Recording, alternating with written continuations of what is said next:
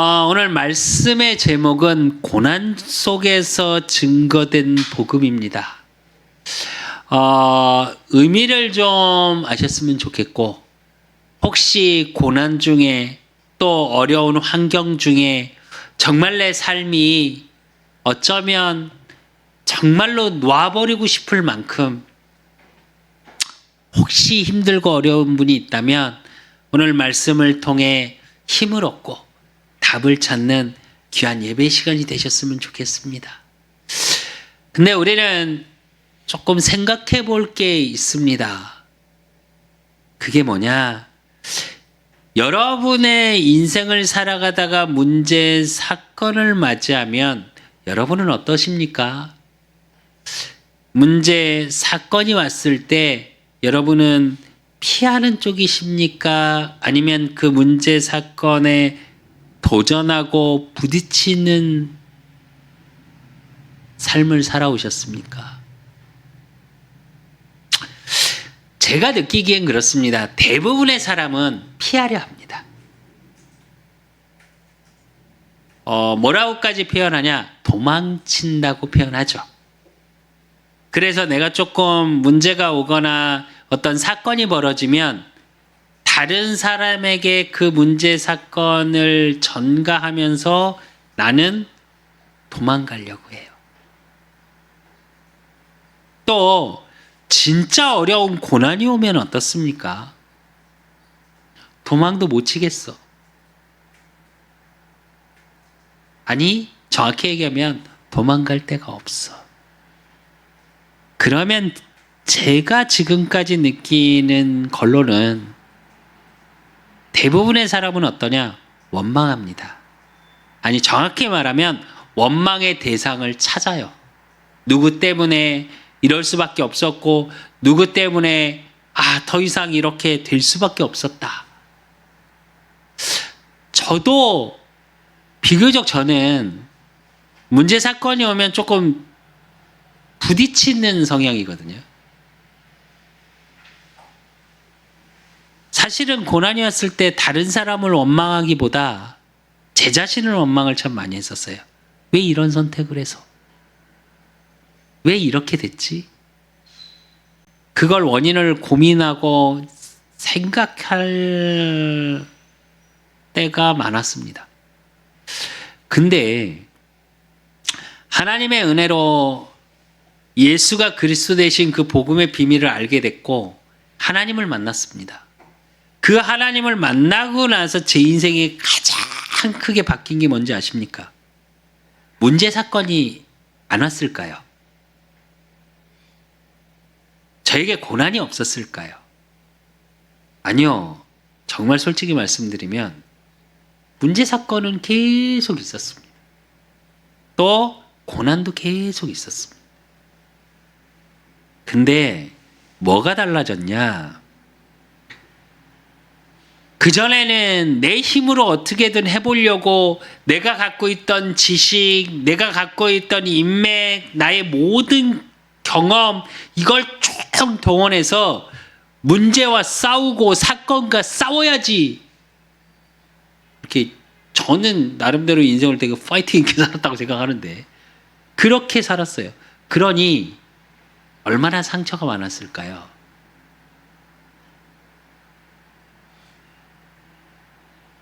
우리 이제 이영경 사모가 저한테 그런 말을 해요. 당신은 그런 부분에 되게 좋은 성향을 갖고 있는 것 같다고. 근데 아니요. 제가 말했다니까요. 아니야. 그게 다 정말 내가 힘이 있고 능력이 있어서 그런 게 아니고 상처 속에서 나온 파이팅이고 도전이었어, 나는. 그래서 남들은 모르는데 나는 굉장히 안에 상처가 더 많았다. 너무 아팠다.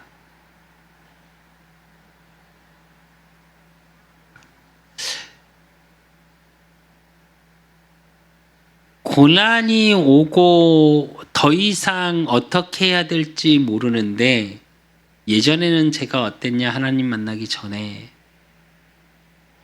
정말 인생을 놓고 싶었어요. 제가 몇 번 말씀드렸잖아요. 저는 자살을 3번 시도했다고. 약도 먹어봤고요. 손목도 그어봤고요. 그래서 자살하는 분들의 심리는 이해합니다, 저는. 근데 제가 몇 번 말씀드렸잖아요. 자살도 의미가 없어졌다고 저래요. 그러니까 삶의 의미라는 걸 아예 논 적이 있어요. 그런 저에게 왕이요 제사장이요 선지자 대신 예수 그리스도 그 복음의 비밀이 하나님의 은혜로 깨달아지고 정말 내 영혼의 하나님을 만나는 시간표가 왔어요. 만나고 나서 고난이 없었냐? 있었습니다. 도저히 내가 어떻게 할 수가 없는 상황. 근데 그전엔 내 인생을 내려놓고 내 삶을 놔버렸었는데 어떻게 바뀌었냐? 아, 하나님의 뜻이 있겠지. 이걸 통해서 하나님이 무엇을 하시려고 하지? 맞아요. 맞습니다. 때로는 하나님을 원망하기도 했습니다. 때로는 왜 이렇게 하시냐고. 왜 이렇게 저에게 잔인하시냐고. 불신앙도 했고요. 하나님께 따지기도 했고요. 이유를 계속 묻기도 했고요. 도대체 하나님의 뜻을 알지 못하겠어서. 도대체 하나님이 나를 통해 제가 어떻게까지 기도했냐면 왜 나 구원하셨냐고까지 기도한 적이 있어요. 목회자가 되고 나서 하나님의 은혜로 정말 교육자 길을 가면서 받은 은혜가 많습니다. 응답도 많고요. 근데 개척을 하고 나서 정말 어려워지니까 제가 하나님께 뭐라고 기도를 한 적이 있냐?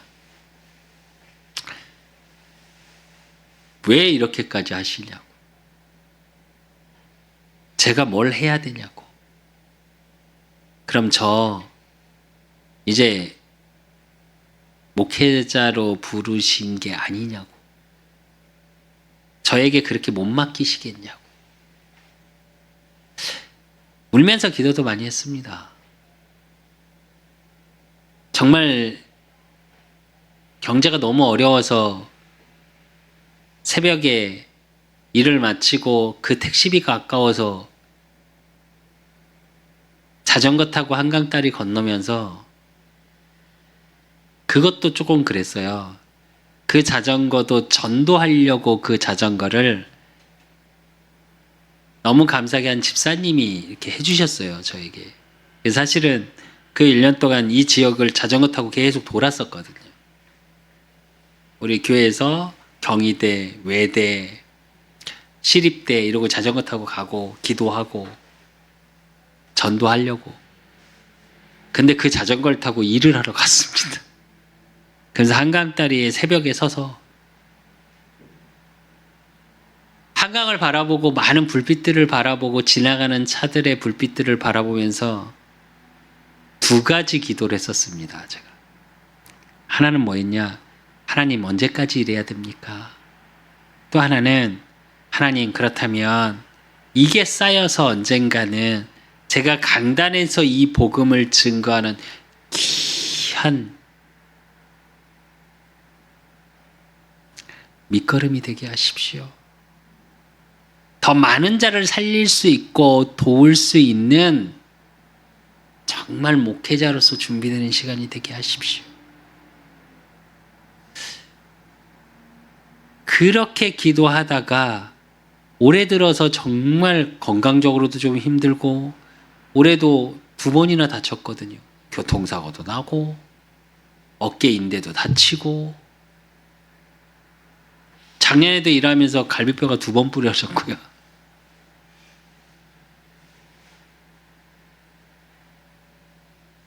(5층) (6층) 6층 높이에서 떨어질 뻔한 적도 있고요.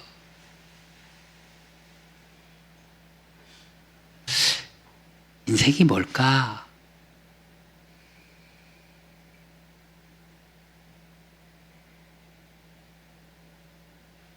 정말 목회의 길을 그만 가야 하는 거 아닌가?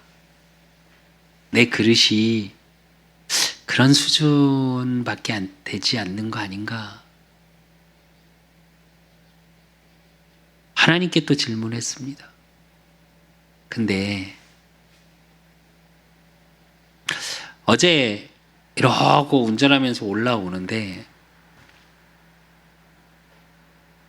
기도하는데 문득 어떤 생각이 드냐?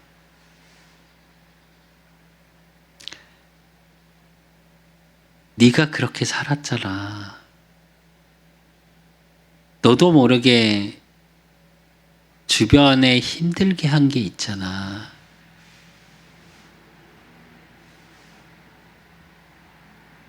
아, 제 마음이에요, 그냥. 그러면서 무슨 생각이 들었냐? 정말 기도했거든요. 저 한 2달, 3개월? 3개월 가까이 진짜 다른 기도 다 접고 목회를 계속 해야 되냐 말아야 되냐. 우리 그 사람 교회가 존재하고 안 존재하고의 문제가 아니라 제 인생 전체에 목회를 해야 되냐 말아야 되냐. 그걸 계속 질문했거든요. 하나님께. 물론 내년 봄까지도 하나님이 목회 문을 안 열면 못 가겠죠. 그런데 무슨 생각은 드냐? 나를 부르신 분명한 이유는 있지 않을까?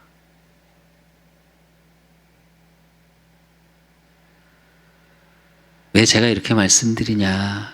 여러분 분명히 구원받고 하나님의 자녀된 분들일 겁니다. 지금 이 설교를 듣는 모든 분들은. 근데 앞이 캄캄하게 아무것도 안 보일 때가 있을 겁니다. 그때 확인해야 될 게 뭐냐? 이거예요. 나를 부르신 이유.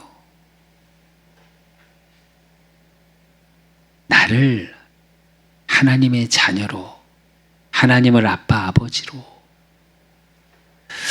우리는 복음 깨달으면 다 잘 돼야 된다고 생각합니다. 내가 원하는 걸 다 이루어갈 때 응답이라고 말합니다. 그런데 하나님 입장에서는 반대일 수도 있어요.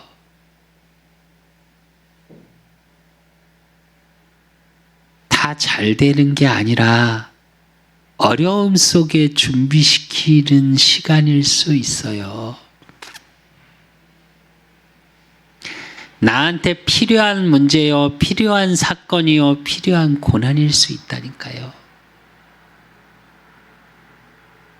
도망가고 피한다고 피해지고 원망한다고 안 되어지는 게 아니고, 때론 하나님 만난 나, 하나님의 자녀인 나보다 하나님 모르는 사람들이 더 평안하고 잘 사는 것 같이 보일 때도 있어요. 그러나 여러분, 하나는 분명합니다. 하나님의 자녀에게 주신 하나님의 축복, 그 구원의 축복에 대한 하나님의 계획은 반드시 있습니다. 지금의 문제에 속지 마세요.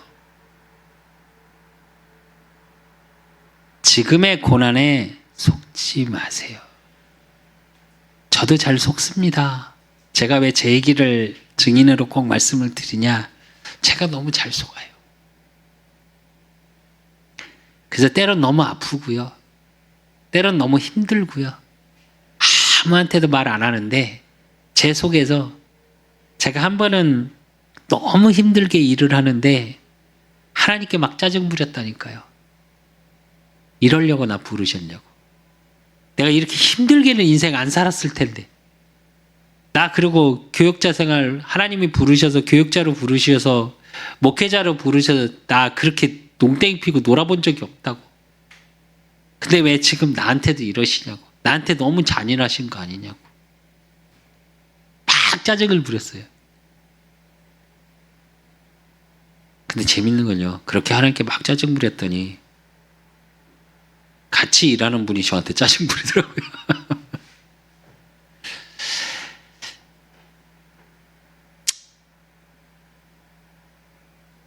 때론 더 힘든 분들도 있죠.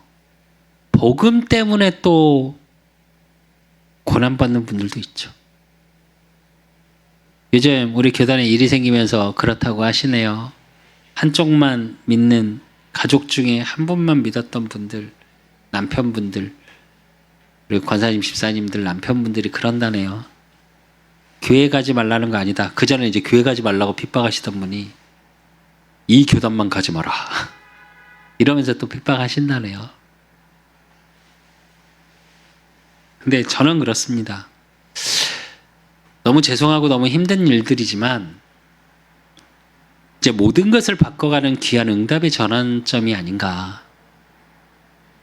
복음으로 인한 고난은 복음 증거를 할 수밖에 없는 귀한 전환점이 와요. 되어지고요. 그 말은 여러분 인생도 마찬가지예요. 고난이 왔을 때 그 시간을 어떻게 지나가냐에 따라 그 시간이 어떤 시간이냐, 여러분 인생의 응답으로 바뀌는 귀한 시간표예요. 그래서 오늘 사도행전 5장 17절에서 32절 보면 12절에서부터 원래 봐야 합니다. 그 전에 봤던 게 뭐요? 아나니아 삽비라 사건. 그래서 하나님을 몰랐던, 진짜 하나님을 깨닫지 못했던 아나니아 삽비라는 순수하게 시작해서 사단에게 속게 되는, 근데 그 일이 있고 난 후로 어떻게 되냐, 더 큰 기사와 표적이 일어나요. 사도들을 통해. 그러니까 사두개인들, 바리새인들, 대제사장들이 어떻게 하냐, 그걸 못 견뎌요. 그래서 사도들하고 초대교회 성도들에게 어떤 일들이 일어나냐, 고난과 핍박이 시작됩니다. 오늘 그 이야기예요. 그렇다면 그 고난과 핍박 속에서, 그 고난 속에서 복음이 왜 증거됐는지 우리 기준으로 말하면 잘 돼야 되는 거잖아요. 아닐까요, 여러분? 그 어려움 속에서 복음을 증거했고, 정말 내 밭을 팔아 필요에 따라서 나눠주고, 그렇게 하나님 앞에 쉽게 말한 헌신, 잘못된 헌신을 하나님이 확인시켜서 무엇인지 분별하게 만들어 주셨고, 그럼 이제부터 기사와 표적이 막 일어났어요. 병든 자가 치유함을 얻고 정말 나음을 얻고 많은 자가 돌아왔어요. 그러면 이제부터 막 부흥이 되고 잘 돼야 되잖아요, 다. 그런데 뭐가 와요? 고난이 와요. 그거에 대한 분명한 답을 오늘 말씀 속에서 찾으셨으면 좋겠어요. 그래서 본론으로 제일 첫 번째 우리가 확인돼야 될 게 뭐냐? 복음 전하는 데 따르는 고난이 무엇인지 확인해 보셔야 돼요. 오늘 사도행전 5장 17절에 18절에 보면 옥에 갇힙니다. 17절에서 18절에 보니까 대제사장과 그와 함께 있는 사람, 즉 사두개인의 당파가 다 마음에 시기가 가득하여 일어나서 사도들을 잡아다가 옥에 가두었더니 이래요. 왜냐? 앞에 말씀드렸죠. 응답이 오니까. 많은 사람들이 따르니까.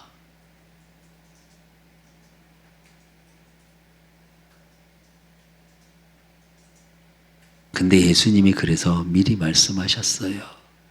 마태복음 19장 29절 30절에 보니까 또 내 이름을 위하여 집이나 형제나 자매나 부모나 자식이나 전토를 벌인 자마다 여러 배로 받고 또 영생을 상속하리라. 그러나 먼저 된 자로서 나중되고 나중된 자로서 먼저 될 자가 많으니라 이랬습니다. 무슨 얘기냐?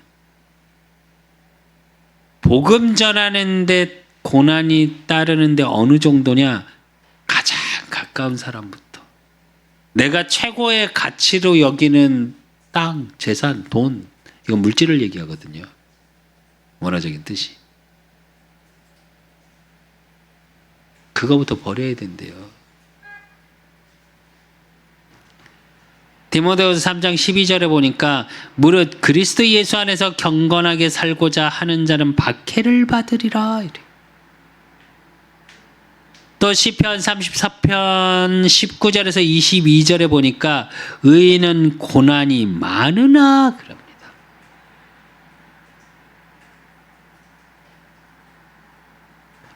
어쩌면 여러분의 고난은 당연한 걸 수도 있습니다. 그런데 그의 모든 고난에서 건지시도다 그래요. 누가요? 여호와께서. 그의 모든 뼈를 보호하시며 그 중에서 하나도 꺾이지 아니하도다. 악이 악인을 죽일 것이라 의인을 미워하는 자는 벌을 받으리로다. 여호와께서 그의 종들의 영혼을 속량하시나니 그에게서 피하는 자는 다 벌을 받지 아니하리로다 이래요. 무슨 말입니까?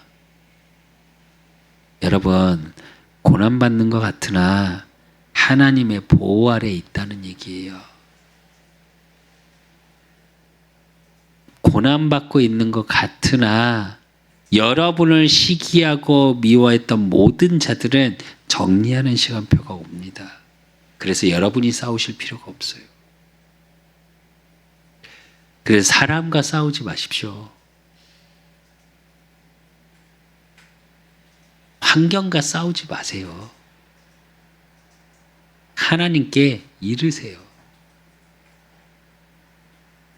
왜 우리가 그러잖아요. 어린 아이들이 부모 뭐만 보면 지가 안 되겠으면 어떻게 해요? 와서 아빠 제가 그랬어 제가 이러면 끝나요. 그러시면 됩니다. 근데 정말 신기한 게 하나 있어요. 그 고난 중에서 계속 복음이 증거되어집니다. 여러분의 삶의 시간표에 고난 중에 있을 때 복음이 증거되기 위한, 지속되기 위한 시간들이라는 거예요. 오늘 사도행전 5장 19절에서 21절에 보니까 주의 사자가 밤에 옥문을 열고 끌어내어 이르되 가서 성전에 서서 이 생명의 말씀을 다 백성에게 말하라 하매 그들이 듣고 새벽에 성전에 들어가서 가르치더니 대제사장과 그와 함께 있는 사람들이 와서 공회와 이스라엘 족속의 원로들이 다 모으고 사람을 옥에 보내어 사도들을 잡아오라 하니 부하들이 가서 옥에서 사도들을 보지 못하고 돌아와 이래요. 옥문이 닫혀 있는데 또 지키는 사람도 그대로인데 사도들만 빠져나왔어요. 그런데 그 이유가 뭐냐? 생명의 말씀을 전하라 해요. 상황 안 된다, 갇혀 있다, 나는 핍박받고 있다, 문제 사건 속에 있다. 그래서 우리는 상황에 매일 때가 되게 많죠. 여러분 인생에 상황에 매이는 순간들 너무 많죠. 환경에 매이는 순간들 너무 많죠. 근데 그걸 통해서 하나님은 뭘 하시고자 원하냐? 생명의 말씀을 전하는.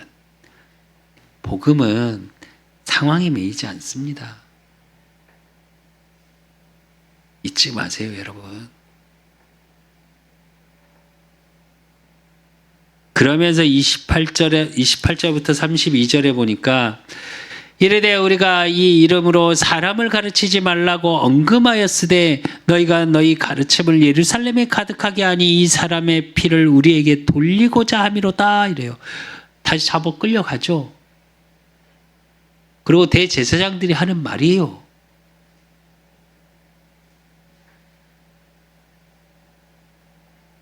그러니까 베드로와 사도들이 대답하여 이르되 사람보다 하나님께 순종하는 것이 마땅하니라. 너희가 나무에 달아 죽인 예수를 우리 조상의 하나님이 살리시고 이스라엘에게 회개함과 죄사함을 주시려고 그를 오른손으로 높이사 임금과 구주로 삼으셨느니라. 우리는 이 일의 증인이요.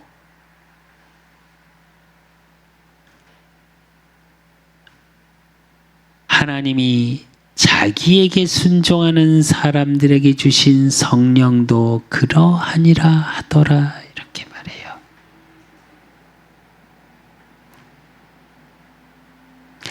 복음의 증인, 그게 생명의 말씀을 전하는 겁니다.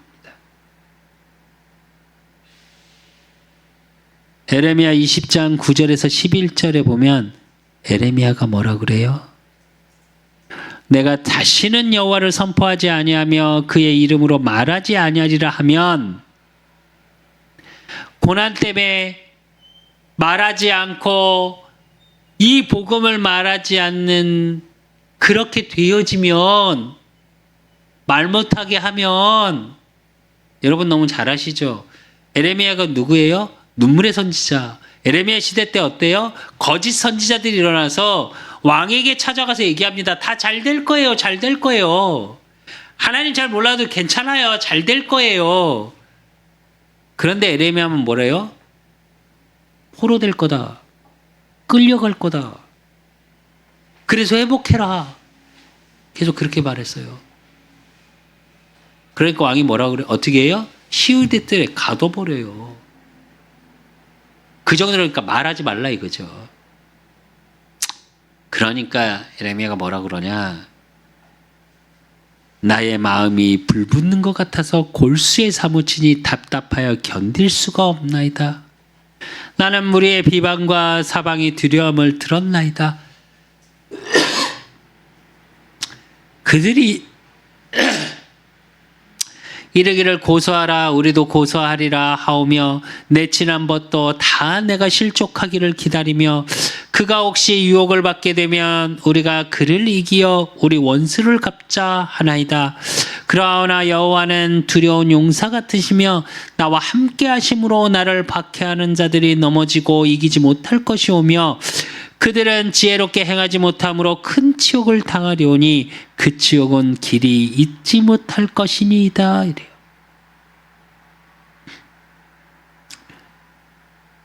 다 안 되기를 지켜보고 있다고요. 그러나 하나님은 지키시고 주변을, 상황을 정리해 나가신다니까요.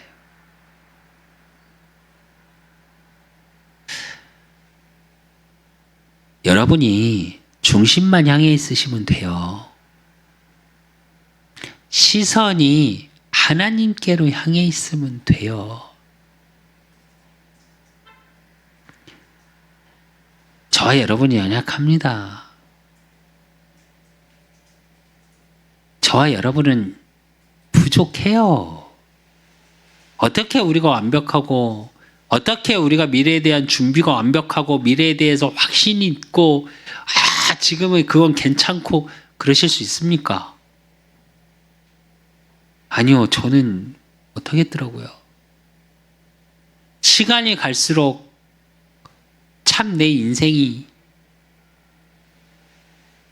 물론 저는 이건 진짜입니다. 전 개인적으로 그냥 우리 가족, 우리 아들들, 우리 영양 산모, 저 가족끼리 너무 행복해요. 저는 진짜로 제 개인적으로.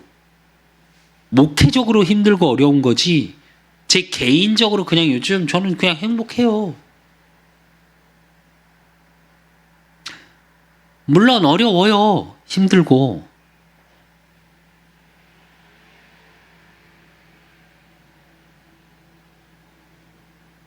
얼마 전에도 같이 일하는 분들하고 이렇게 밥 먹으면서 이야기하면 제가 그랬어요. 그냥 우리 가족들하고 있을 때 너무 행복하다. 우리 아들들하고 있을 때. 그래서 우리 아들들하고 뭘 사 먹고 어딜 여행을 가면 나는 별로 돈을 안 아낀다. 우리 좀 막 쓴다. 좀 그렇게까지 표현했어요. 근데 그러려고 나는 돈을 번다. 좋은 집, 좋은 차, 난 잘 모르겠고 지금은.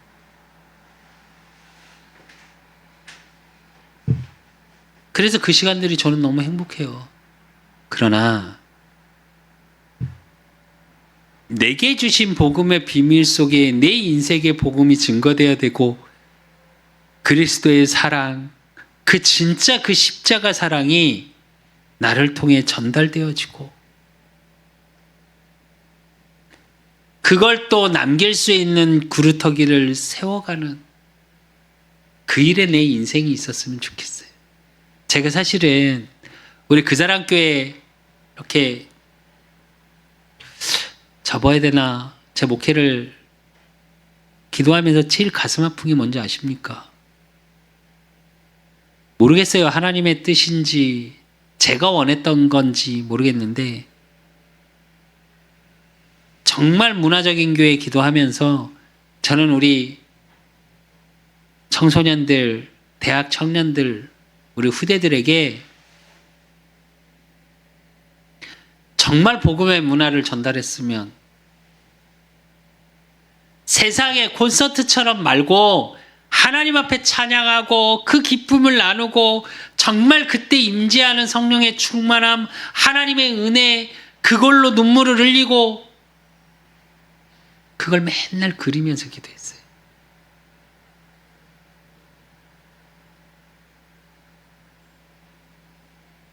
세상의 아이돌을 보면서 눈물 흘리는, 요즘 시대가 어느 정도인지 아십니까? 와, 사이버 아이돌 그걸 보고 카드 보면서 눈물 흘리더라고요. 주여.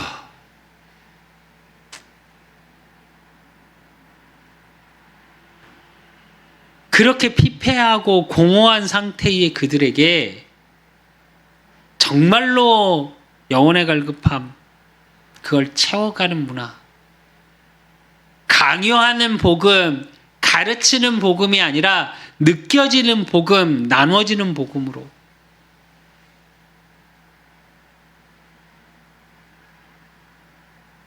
기도하고 있습니다. 어쩌면 제 그릇이 너무 작아서 하나님이 두드러 패시나, 거기야. 제가 그 생각은 듭니다. 안 그래도 한청에 우리 둘째 동년배의 친구가 그랬다고 하더라고요. 목사님 여전하시지? 여전히 카리스마 있으시지? 좋은 뜻에서 카리스마지 사실은 뒷담화였습니다. 생각해보면. 아직 성질 그대로지? 이 얘기거든요. 근데 제가 많은 생각이 들거든요. 개척하고 나서. 저는 열정적으로 돕겠다고, 나눠주겠다고 한 것들이 성도님들은 많이 힘들었겠구나. 그들에겐 강요했겠구나. 많이 힘들었겠구나. 회개 많이 하거든요. 저. 요즘도 느껴요.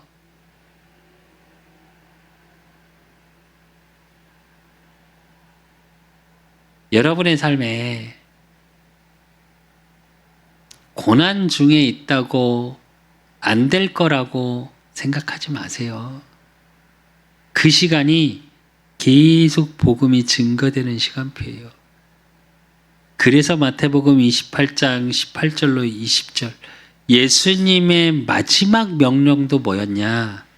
예수께서 나와여 말씀하여 이르시되 하늘과 땅의 모든 권세를 너에게 주셨으니 그러므로 너희는 가서 모든 민족을 제자로 삼아 아버지와 아들과 성령의 이름으로 세례를 베풀고 내가 너희에게 분부한 모든 것을 가르쳐 지키게 하라. 볼지어다 내가 세상 끝날까지 너희와 항상 함께 있으리라 하시니라. 여러분의 있는 현장 속에 하나님이 함께 하세요. 여러분의 현장 속에 제자로 삼을 수밖에 없는 일들이 일어나게 하실 겁니다. 그래서 여러분이 늘 확인해야 될 게 뭐냐? 그게 세 번째예요. 고난 중에 하나님이 떠나가시는 게 아니라 함께하고 계셔요. 오늘 5장 19절에 보니까 주의 사자가 밤에 옥문을 열고 끌어내요 이래요. 하나님이 함께 하시고 주의 사자를 통해 여러분을 지키고 계시고 인도하고 계셔요. 시편 140편 12절에서 13절에 보니까 내가 알거니와 여호와는 고난 당하는 자를 변호해 주시며 궁핍한 자에게 정의를 베푸시리이다. 진실로 의인들이 주의 이름에 감사하며 정직한 자들이 주의 앞에서 살리이다. 고난 중에 있다고 혼자 있다고 생각하지 마십시오.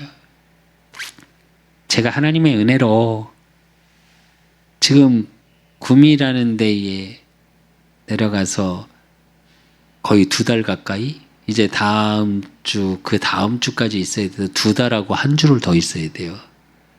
그 혼자 있게 하시는 시간이 처음에 너무 힘들었거든요. 아니, 지금도 혼자 있는 시간이 좀 힘들긴 해요. 근데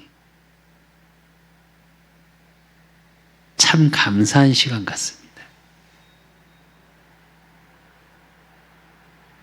많은 생각들을 하게 하시고 기도하게 하시더라고요.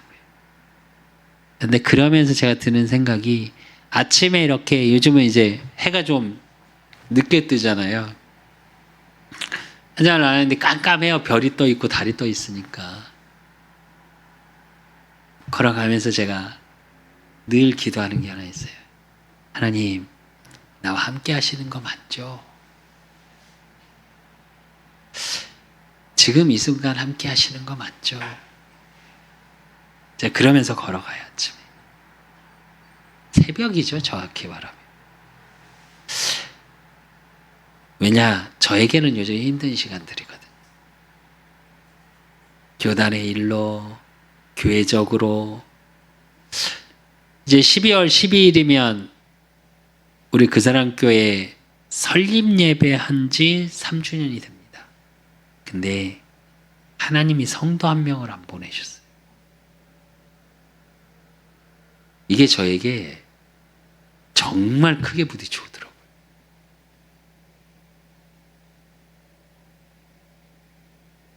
잘하고 못하고 되고 안 되고의 문제가 아니고요. 아, 내 그릇이 이랬구나. 내 수준이 이랬구나. 그게 참 인정하기가 힘들더라고요.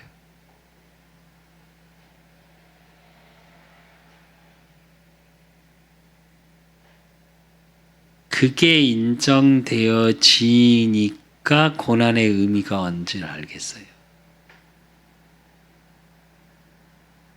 그래서 신명기 기자 뭐라고 그랬냐. 신명기 26장 7절에서 9절에 보니까 우리가 우리 조상의 하나님 여호와께서 부르짖었더니 여호와께서 우리 음성을 들으시고 우리의 고통과 신고와 압제를 보시고 여호와께서 강한 손과 편 팔과 큰 위엄과 이적과 기사로 우리 애굽에서 인도하여 내시고 이곳으로 인도하사 이 땅 곧 젖과 꿀이 흐르는 땅을 주셨나이다 그랬어요. 출애굽을 해서 하나님이 약속하신 가나안 땅에 들어가서 고백한 말씀이죠. 고난 중에도 다 듣고 보고 계셔요. 잊지 마세요. 함께하고 계시고 그걸 통해서 젖과 꿀이 흐르는 땅, 하나님이 약속하신 언약을 성취시켜 나가시는 그곳으로 인도하는 과정이에요. 왜냐? 저와 여러분은 사도 바울이 말한 것처럼 복음의 상속자들이거든요. 로마서 8장 16절에서 17절에 보니까 성령이 친히 우리의 영과 더불어 우리의 하나님의 자녀인 것을 증언하시나니 자녀이면 또한 상속자 곧 하나님의 상속자요 그리스도와 함께 한 상속자니 우리가 그와 함께 영광을 받기 위하여 고난도 함께 받아야 할 것이니라. 무슨 말이냐? 과거의 여러분의 고난 상처로 와 있는 모든 것들 고난을 통해서 싹 제거하시면 돼요. 제가 때로는 왜 저의 삶을 통해 제 감정에서 제 속에서 일어나는 제 환경에 일어나는 것들을 여러분에게 솔직하게 내어놓냐, 이 강단 앞에서 이유는 하나입니다. 하나님이 바꾸어 가실 거니까. 하나님이 이 고난을 통해 나의 모든 것을 바꿔 가시고 그것을 통해 복음이 증거되어지는 증인의 축복 속에 있게 하시니까.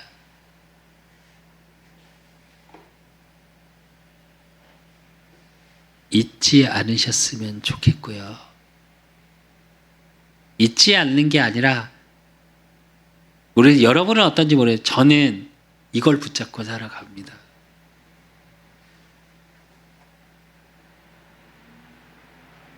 하나님이 하나님 되심, 예수가 그리스도 되심, 나를 위해 십자가에 죽으시고 3일 만에 부활하셔서 지금 나와 함께 하심. 그렇기 때문에 나의 인생에 와 있는 모든 고난, 문제, 사건이 복음을 증거할 수밖에 없는 귀한 증거거리 될 수밖에 없는 축복 속에 있는 나.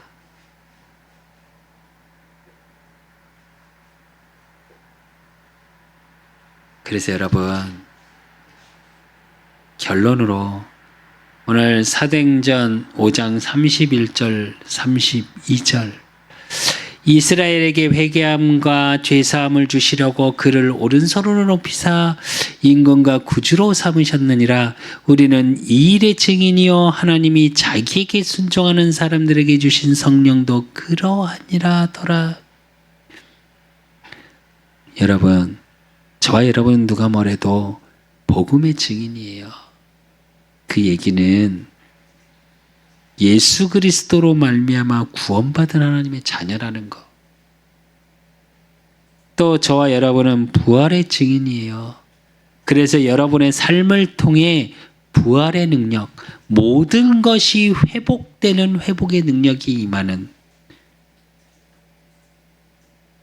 그래서 저와 여러분은 사람의 말을 따르고 사람을 따라가는 게 아니라 복음에 순종하는 삶. 그게 뭐냐? 삶 속에 하나님의 인도 속에 있는 삶을 사셔야 돼요. 우린 때론 내가 원하는 길을 갈 때가 참 많죠. 내게 있는 상처, 내게 있는 경험을 통해 그것이 기준되어져 내 삶이 흘러갈 때가 많죠. 아니요, 이제 말씀을 따라가십시오. 복음을 따라가십시오. 그러면 여러분의 삶에 그 복음의 능력이, 부활의 능력이 임해요. 그러면 여러분의 삶 속에 그 복음의 증인이 되는 겁니다. 그래서 여러분, 고난에 속지 마세요. 원망하고 핑계대지 마세요. 문제 사건에 도망치려 하지 마세요. 그 속에 분명한 하나님의 계획, 생명의 말씀을 증거하는 하나님의 계획과 뜻이 담겨져 있어요.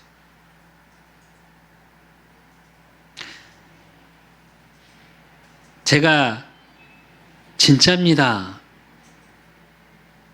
제 인생에 크게 2번의 역사라고 얘기를 하면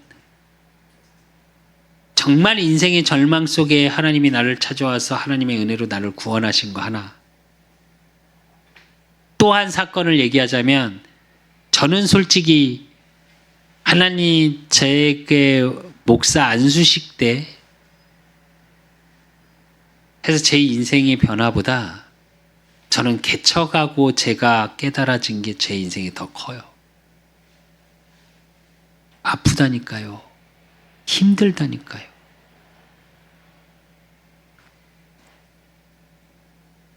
그런데 고난 속에서 복음이 증거될 수밖에 없는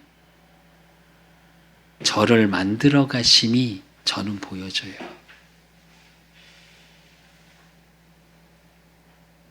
저는 어떤 삶을 살든 제 인생의 답은 정해져 있습니다. 복음 운동은 할 겁니다.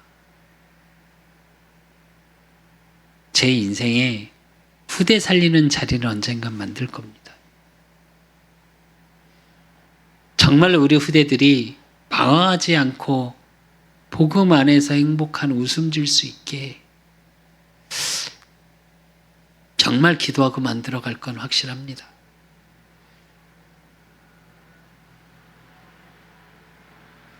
그래서 저는 이 시간이 너무 힘들고 때론 원망도 하고 때론 도망치고도 싶고 그런데 소망의 기도를 합니다. 여러분이 그러셨으면 좋겠어요.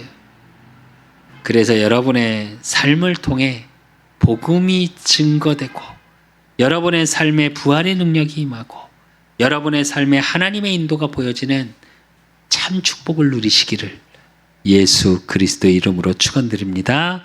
하나님 아버지 감사합니다. 우리 그 사람 교회 모든 성도들 또 현장에서 예배드리는 모든 성도들에게 고난 속에 있습니까? 문제 사건 속에 있습니까? 그 시간을 통해 하나님 복음이 증거될 수밖에 없는 전환점의 축복 속에 있게 하시고 그 하나님의 시간표 속에 복음이 증거될 수밖에 없는 복음의 증인 그 구원의 축복을 누리게 하시고 그들의 삶에 부활의 능력이 임하게 하사 모든 것이 회복되어지는